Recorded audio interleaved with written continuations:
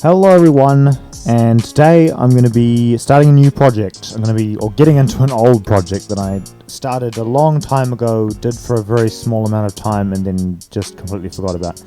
This is a pile of stones. I'm currently collecting them, putting them in a rickshaw that I made out of scrap metal and bike parts, and transporting stones into a pile, mainly just for exercise and something to do. So whenever I can, I'm going to try and add to this wall. As you can see, I've got a little time-lapse video going in the background there. It does take a while to load this thing up. I'm hoping this rickshaw doesn't break down at this point in time.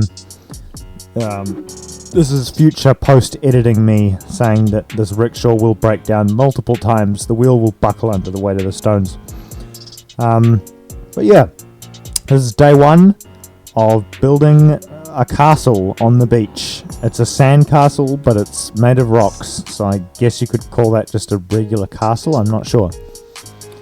Anyway, it's going to be a lot of fun. I'm just going to continue building to this every now and then in random time intervals. By the way, this is a tidal area, which means I have limited time as to when I can and cannot build out here, because the tide comes in and covers all of the stone, which means I have to sort of race in before the tide comes in, or I will get very wet.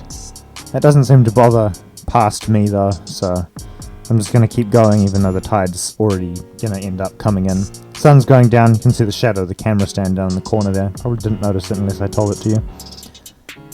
As you can see, the tide's coming in. Most of this is just going to be sped up because, well, let's be honest, it's boring to watch me move rocks for hours and hours on end. Unless anyone wants that, I can do that, but I doubt anyone would stick around for that.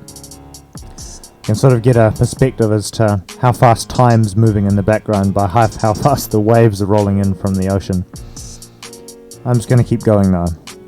Even when the sun sets and all of the clouds are rolling in and it gets dark, I even continued to do this in the rain and after the rickshaw broke down, just manually carrying rocks, throwing them out into the water here.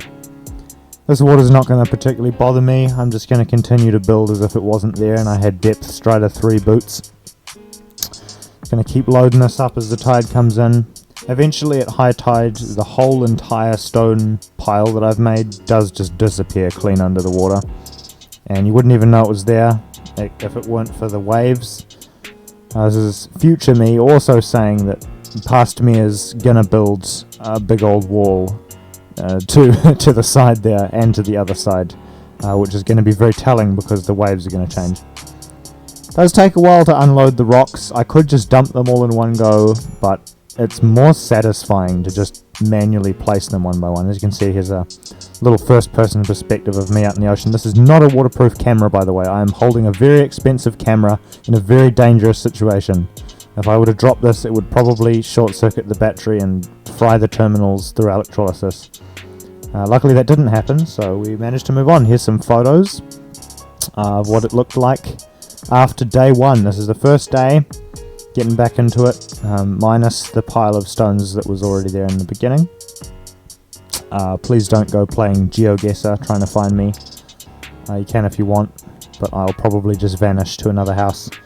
Anyway, thanks for watching. I'm going to end day one there. It's been a good journey. Had some fun moving rocks, and I'll see you in the next one, episode 2, coming out soon.